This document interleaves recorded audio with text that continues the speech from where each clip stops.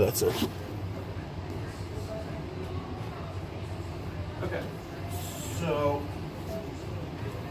I want to go through a few ways that I use mental games I play with my opponents in Jiu Jitsu.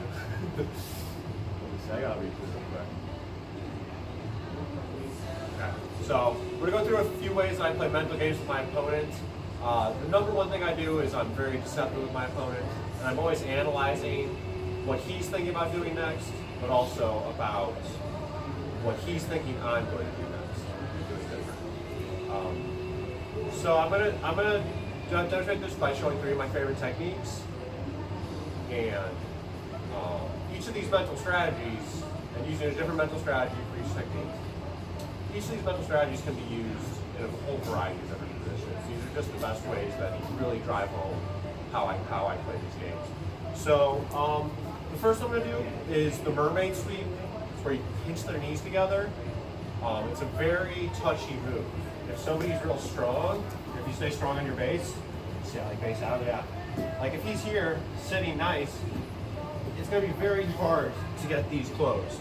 So I have to really rely on having the perfect opportunity, and I use my little mental games to lengthen those opportunities and to make it as easy as possible to get the knees together in this situation. So how I work with this is I predict what he's going to do next. And all the ways, his main goal here, because of my closed guard, is just to open my closed guard. All right, that's just really the only strategy. He can't submit me, he can't pass. All he wants to do is open that thing.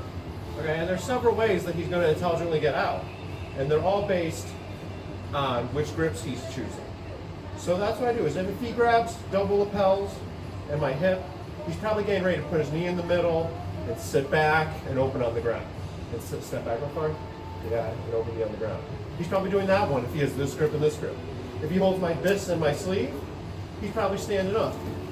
So I anticipate his next move by watching his grips. If he's on my arms, he's probably going to jump up to both feet. And then quickly he's probably going, if he's smart, he'll put this knee inside and stretch me out here. That's a really dangerous one for me. Okay. So with that said, armed with the knowledge of what those grips lead to as his next move, I can be ready for that small opportunity that I have to take to exploit either getting him off his base. So I either want him off his base, where I can pinch his knees very easily, or I want to find some opportune time that he puts his knees together and jump at it real quick. So I got to be ready for one of those 2 opportunities, and they don't last long. So I got to be very, very much ready to jump at it. So let's say he puts one hand here, one hand on my hip, he's going to do the guard open on the ground. Very often guys do one big step, and their knees are too close, and I drop, I chop sideways, always important, and hook him up here. The rest of the move looks like this. I throw him over, sneak to his back. This is not about this move though. I just made it to see how I predict and set these up. The other one would be if he holds my lapels and my sleeve, he's probably going to stand up. I'm going to throw you on your hand, so be ready, okay? Right when he starts standing up, I buck it. And then from here, I hold him off his base and lock. But that opportunity can only exist for a millisecond when he's stepping up to his foot. That was it, here to here. You gotta hold him with your knees and throw him on his hands. But you gotta be ready for it. It's only a brief moment in time. With that said, if you make some mistake, like puts 2 hands on my hips, the opportunity is now.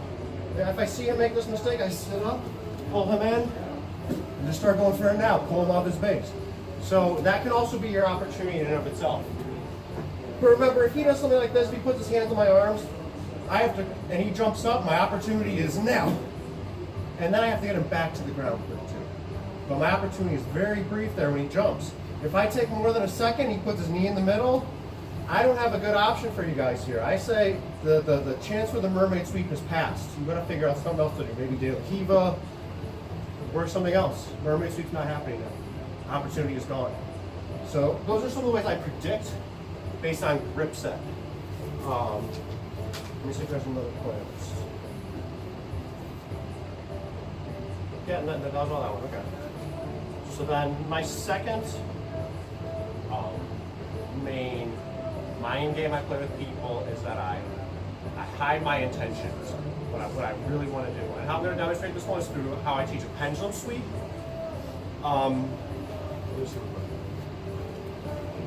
So just in general, I just want to say that average people out there are probably better lie detectors than we might give them credit for. Yes, there's like police detectives that study lying and objective ways you can catch a liar, like scratching their face or lines in their head as they're talking or talking in circles. There's different ways they can pick out a liar that they know. But still an untrained person tells when they're getting lied to. They can pick up on these unconscious cues. Same as an average jiu-jitsu guy. You might not say like, oh, if I'm looking at what I'm doing, he's not picking up on that. Part of him is. Eyes is a big one. You can always tell when somebody's staring at you, so don't let your eyes give away. Show your hand and what you're thinking.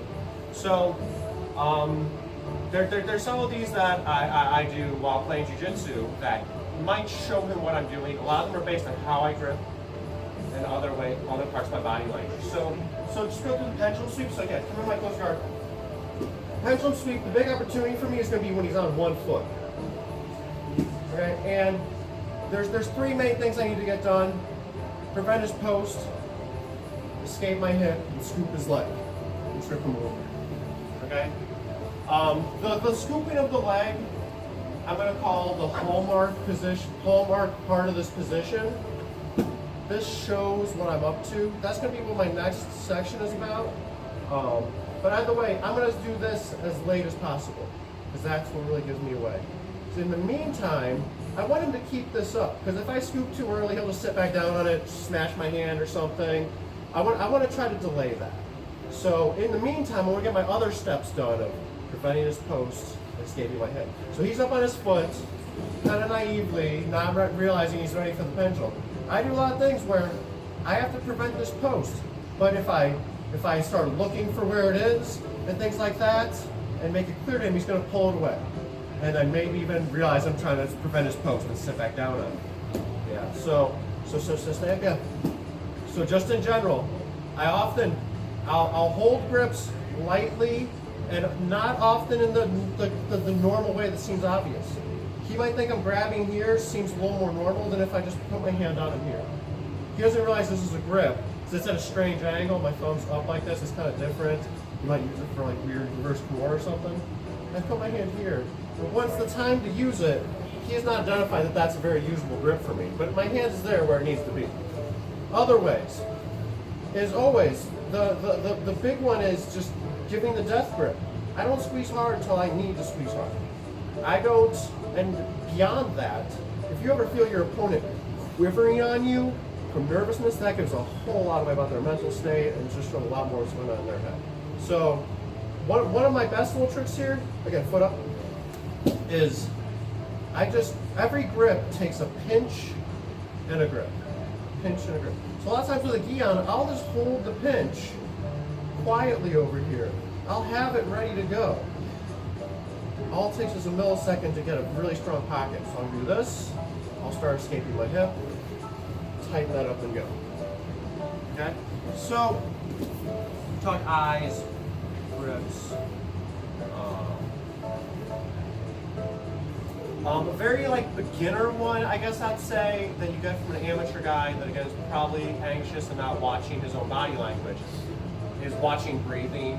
People will breathe relaxed when they have no intent to do anything. Let's say I'm in a closed guard here. We just got I'm stuck. This guy can do shit. The guy that's going like this, rapid breaths and then holding, he's probably about to pull something wild. So if you start watching your own breath, I always just kind of play it cool. Obviously that's like the underlying idea in all of this, is just play it cool, but I keep my breaths just normal pace no matter what I'm doing. My eyes, if I want his lapels together, I'm not really looking at it. Or if I'm looking at it, I'm just kind of looking like over here. I'm not really looking at him like ever. I just kind of get these dead shark eyes at people, and they just get used to it. So when people say I kind of crease around, they realize I'm doing it. I'm just spacing out. But I try to never look at what I actually want to do. Okay? And then the one last piece of how I hide my true intentions is I use a lot of distracting information. So again, with the pendulum sweep, I showed the basic pendulum sweep. One that I do a little more of here, just kind of like this angle, yeah. Got your knees here. Got your knees. Is I do stuff like this, not an ordinary pendulum sweep. I get into this where I pull an arm and I chop. You can pendulum sweep this way, possibly. But I go for an arm bar here, an arm bar here. I have a whole trap I set here. But an advanced guy start hiding their arms well, and then it gets I don't get any of those finishes. But what's always available is to start sneaking onto their back. So, but honestly, that's not always my only goal. That's nice to get to the back, but it's tricky because a good guy usually knows to get on this foot here to keep me off his back. But in the meantime, he's got a foot up. This is an opportunity to pendulum. So what I do is I quietly hold his sleeve here, just like we talked before. But then I make him keep thinking I'm going to go to the back. He'll only keep this foot up if I'm trying to stretch it onto his back. So I keep doing this, putting my hip high, and I hold. Last second, I switch, chop, and I get the other side. So all that one is, the whole time he thinks I went back, when really I just wanted that foot to stay up for me, to keep my opportunity longer. Okay? So my last type of mental strategy that I'm going to show is to surprise your opponent. I sometimes call this the red alert theory, in that if I'm trying to do a submission, he has a red alert go off in his head, he's doing an armbar, he's doing a Kimura, and he starts to defend himself. We want to delay that realization for him as late as possible. So I'm going to show this by showing a triangle choke from a spider guard. I see this one a lot. This one's good because you put a lot of tension on their arm, on the spider, and then quickly jump over. But remember, I said the hallmark before on the pendulums when his foot's up. Hallmark, there's a lot of moves have a hallmark piece. It's usually when you try to describe the move in its simplest terms, it'll be evident. What does a triangle choke even look like? It's one foot over his arm, one arm in, one arm out, and I lock here. So most people know when one arm goes in, one arm goes out, this is when triangle's coming. And they start to seize up, they tighten the arm, they keep their head high, and I'm not getting that triangle. If I did it that early, I showed him what I'm up to. So again, the hallmark for this is passing the arm.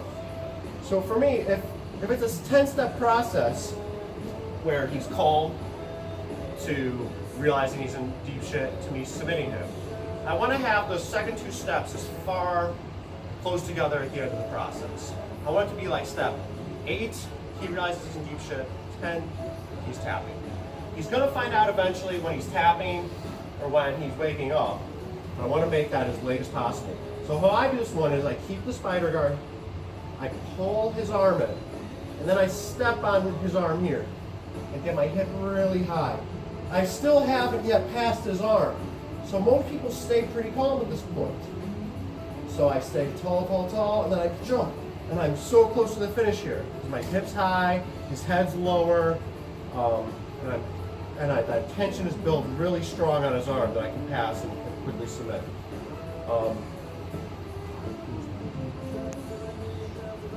And if I pass real early, I'm going to expect all this to collapse. And there's really no way I'm going to triangle now. It's just out of the plan now. It might even be out of the plan for the rest of the match, because I've showed too early, and he's going to be alarmed. Other ones like we already did today. If he's up on the pendulum, if he's up on his foot, and I scoop this first, a lot of times I just sit on it and crunch my hand, and I'm not getting the pendulum now. It's not an option now. If I drop for the knee pinch, so he's just on his base, he's just going to stay solid, and maybe the rest of the match now will never get that one. So even, especially when you're even learning for the first time, try to deceptively set up your techniques. Try to think about what he's thinking about. Do the opposite, because even in your early learning experiences, you're going to want to, you don't want to be successful early to learn the best. And if you do that knee pinch one, the mermaid, and it gets shut down, you're going to say, this isn't working, this isn't a good move.